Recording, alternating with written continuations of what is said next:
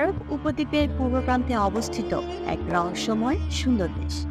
প্রাচীন ইতিহাস, সমুদ্রতট, পাহাড় এবং মরুভূমির এক অনন্য মেলবন্ধন এই দেশকে করে তুলেছে আরো ব্যতিক্রমী।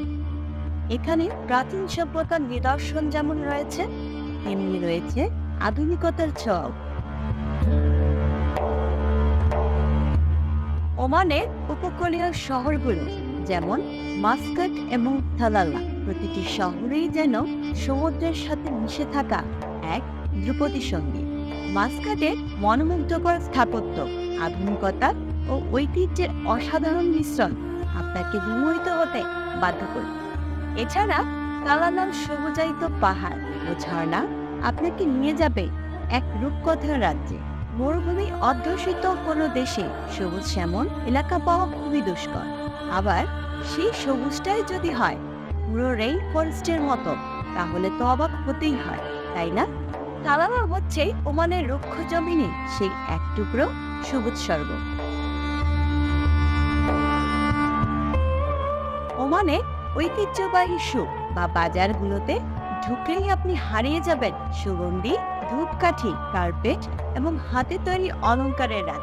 ওমানের জনগণের অতিথিপরায়ণতা এবং সরল জীবনধারা দেশটির ঐতিহ্যকে আজও প্রাণবন্ত রেখেছে। এদিকে ওমানের অর্থনৈতিক উন্নয়নে প্রবাসী বাংলাদেশিদের ভূমিকা অনস্বীকার্য। তারা দিনরাত অক্লান্ত পরিশ্রম করে তৈরি করেছেন ভবিষ্যতের ওমান। নির্মাণ শিল্প থেকে শুরু করে কৃষি, স্বাস্থ্যসেবা এবং হসপিটালিটি খাতে বাংলাদেশি প্রবাসীরা তাদের মেধা ও শ্রম দিয়ে দেশটির অগ্রগতিতে ভূমিকা রেখেই চলেছেন। অপরদিকে আরব উপদ্বীপ মরুভূমির জন্য বিশেষভাবে বিখ্যাত। আর আরবের মরুভূমিগুলোর মধ্যে অন্যতম বিখ্যাত একটি মরুভূমি রুহ আল খালি। সৌদি আরব, ইয়েমেন, সংযুক্ত আরব আমিরাত ও ওমান, এই চারটি দেশের 6,50,000 বর্গমিটার এলাকা জুড়ে বিস্তৃত দানবাকৃতির এই মরুভূমি। এটি পৃথিবীর সবচেয়ে বড় নিরবিচ্ছিন্ন মরুভূমি। ওমানের অংশের রুহ আল খালি পড়েছে দোফার প্রদেশে।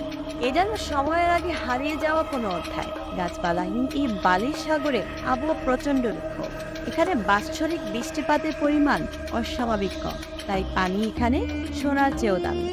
বেশ কিছু বেদুইন গোত্রের বসবাস আছে এই অঞ্চলে।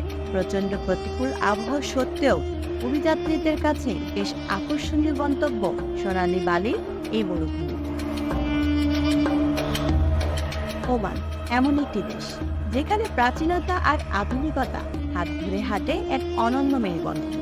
আরব উপদ্বীপের এই স্বপ্নের গোপনে রয়েছে এমন সব সৌন্দর্য যা শুধু দেখতে নয়, অনুভব করতেও আপনাকে বারবার টেনে আনবে। লামিয়া তমা, প্রবাস বাংলা টেলিভিশন।